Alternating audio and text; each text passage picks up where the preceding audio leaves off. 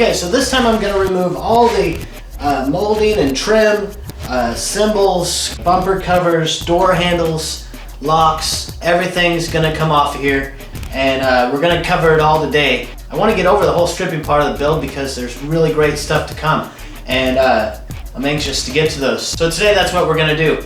Now, a lot of the molding is just held on with plastic clips, and in some cases it's double back tape. You could just use a heat gun and heat it up and it'll come off. On a hot day it'll also just peel off of there. Most of the stuff on the car you'll just be able to use a screwdriver. I like to use a chisel because you really just get it underneath there and you just wedge it underneath there and pull up on it. Most of the stuff on this car will work like that. Some cars will have a fastener such as a Phillips head or something. As long as you're not worried about trying to resell this stuff or something, there's no need to be gentle with it. Just get under there and get it started, and then you can just break it off. There's no adhesive left behind on this car. A lot of times you're going to wind up with a big strip of double back tape on there. You can leave it or you can take it off. It all depends on what you're going for like a paint scheme or something. Some people like a nice clean finish. Some people don't paint it at all. It doesn't really matter. It's all up to you.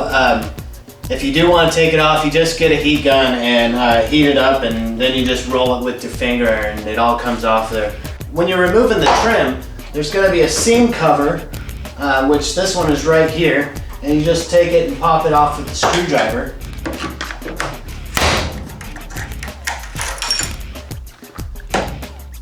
Then once you have that off of there, best to grab from the bottom of the trim.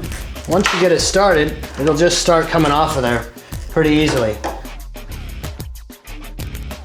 There's a little push-in fastener in there that you've got to pop out.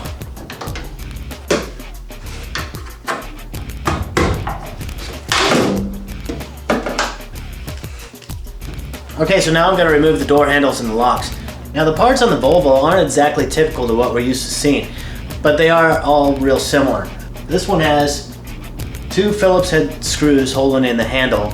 On most cars they're not screws, it's going to be a nut on there, but it's going to be 2. Most of the time the fasteners don't appear to be very accessible, but in most cases there is access. For instance, this one here has a little cutout in the door panel so you can reach the screw with the screwdriver.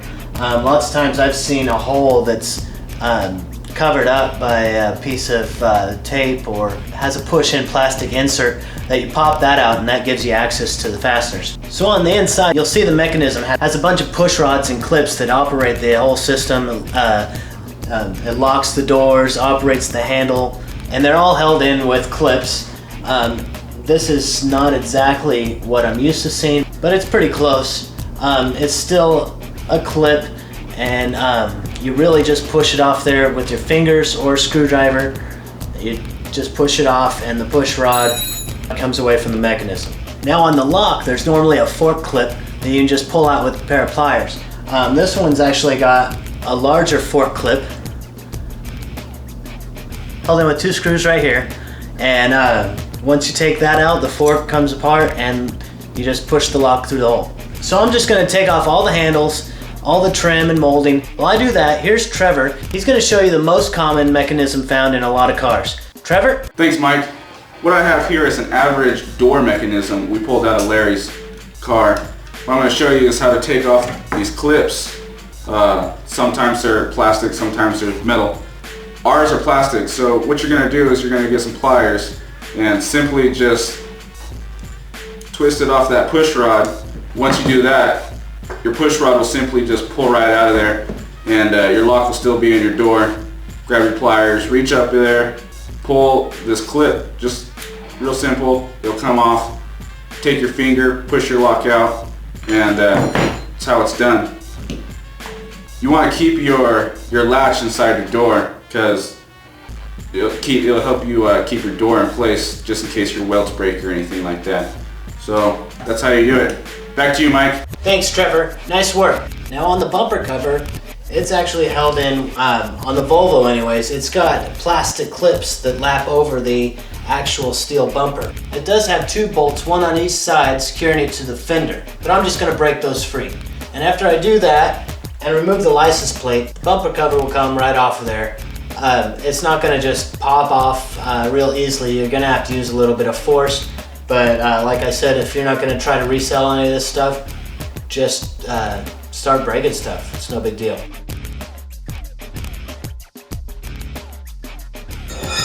Okay, I'm not sure if this is going to work, but I'm going to try it because I don't really feel like messing with getting to the bolt that's on the inside of the fender well, because I haven't taken out the plastic mud guards yet on the inside. So what I'm going to do is put the crowbar in here and try to snap that plastic housing.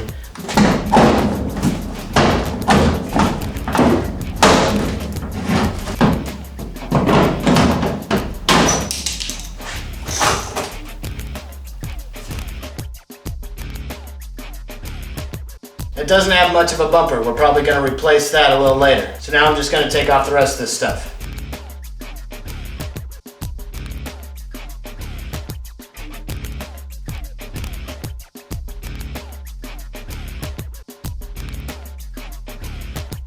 Now the wiring to the lights has already been disabled since we removed all the fuses out of the fuse box. So all you have to do is tuck them back in there and zip tie them to something. You don't have to worry about them shorting out because there's no power going to them. I'm going to put this back just for added coverage.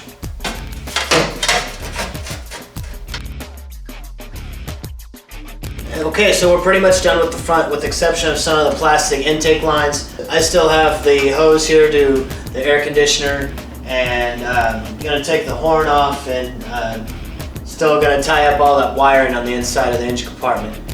Other than that, we're finished here. So let's go get those taillights out of here and we'll call it a night. Okay, so the bumper cover is the same as the front bumper cover, so you know how to do that. Now some are saying, why are you going to bother showing them how to take out the taillights? It's really simple.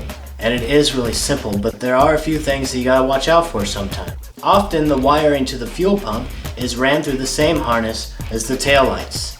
Also, some vehicles have fuel pump inertia switch, which is also routed through the same harnessing. So don't just go cutting wires back here. Unplug the lights, undo the fasteners, and pull them out. And we'll get back to that wiring harness as soon as we've located the wiring for the fuel pump and rerouted all of that. Alright, so I'm going to leave you with that. I'm going to take these out. Next time we're going to relocate the battery, remove the original fuel tank, and install a 5-gallon universal gas tank from M&M Boys Demo Products. So until then,